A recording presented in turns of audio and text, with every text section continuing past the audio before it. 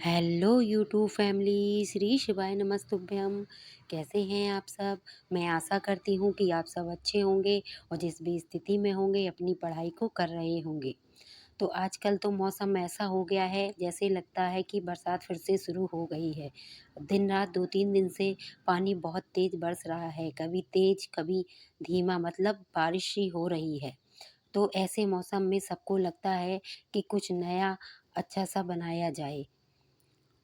तो सबने कहा कि आज हमको चीला खाने हैं। चीला मतलब आप लोग जानते होंगे, जो बेसन के भी बनते हैं और मीठे भी बनते हैं। तो बस मैंने उसी की प्रिपरेशन की और प्रिपरेशन करने के बाद फिर मैं यहाँ पर चीला बनाने के लिए आ गई थी।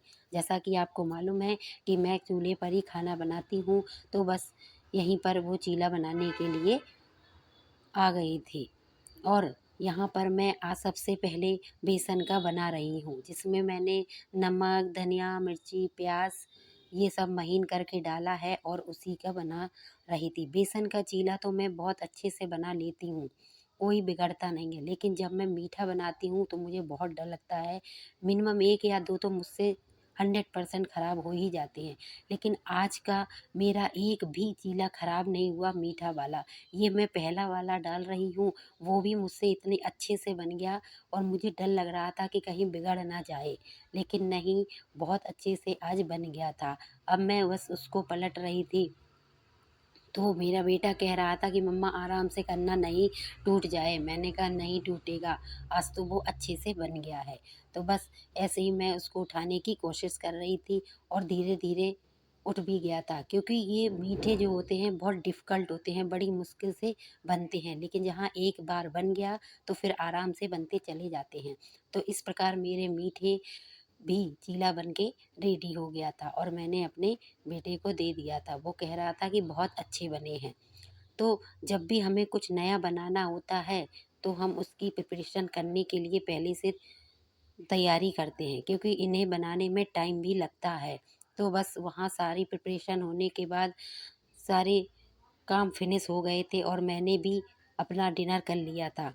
अपना डिनर फिनिश करने के बाद बर्तन वगैरह धुलने के बाद अब मैं यहाँ पर अपनी स्टडी के लिए आ गई थी।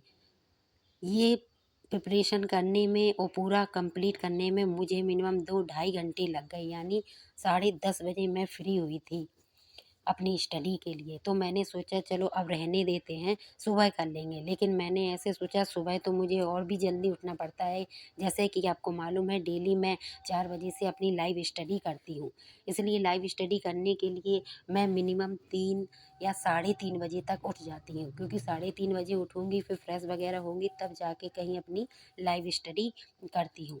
तो मैंने कहा चलो थोड़ी बहुत देर तो पढ़ ही लेते हैं। तो मैंने बुक से नहीं पढ़ा था, क्योंकि बुक उठाते ही मुझे नींद आने लगी थी। तो बस मैं यहाँ पर मोबाइल से जो सर पढ़ाते हैं, पाल सर हैं वो जीके वाला, तो वो वाला प्रैक्टिस सेट मैंने सॉल्व किया था, क्योंकि मोबाइल से पढ़ने में इतना आपको बोरियत फ़ील भी नहीं होता और नींद भी नहीं आती। इससे आपका अच्छे से रिवीज़न भी हो जाता है। तो बस मैं वहीं पर नोट्स बनाती जा रही थी जो इम्पोर्टेंट लगते हैं। वैसे तो मैं बुक से है मेरे पास जीके जीएस की लूसेंट, लेकिन जब मैं इनकी क्लास लेती हूँ तो जो मुझे नए क्वेश्चन लगते हैं मैं उनको लिख लेती हूँ। जैसे कि एक क्वेश्चन था, पंख युक्त जो परागकण पाए जाते हैं वो किस में पाए जाते हैं? तो उसका आंसर था पाइनस में। और सर्वाधिक जो लौह तत्व है वो किस में पाया जाता है? तो ये करौंदा में पाया जाता है। इस प्रकार जो भी क्वेश्चन मुझे इम्पोर्टेंट लगते हैं वो मैं लिख लेती हूँ।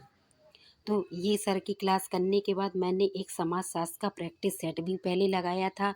वो प्रैक्टिस सेट लगाने के बाद मैंने सर की क्लास ली थी।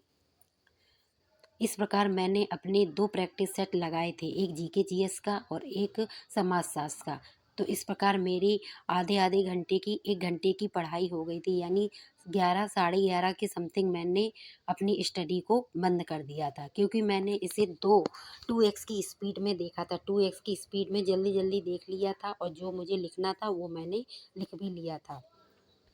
तो इस प्रकार हम अपनी स्टडी को मैनेज करते हैं, क्योंकि काम है तो काम तो करने ही पड़ेंगे। और अगर हम डेली डेली ऐसा सोचेंगे कि आज नहीं कल पढ़ लेंगे, अभी नहीं सुबह पढ़ लेंगे, तो ऐसे हम पढ़ नहीं पाएंगे, क्योंकि हमारे एग्ज़ाम की डेट भी नज़दीक आती जा रही है और ऐसे आलस करने से कुछ भी नहीं होगा। इसलिए मैं जितना सोचती हूँ, जितना टाइम मिल गया उसी में अपनी स्टडी कर लूँ।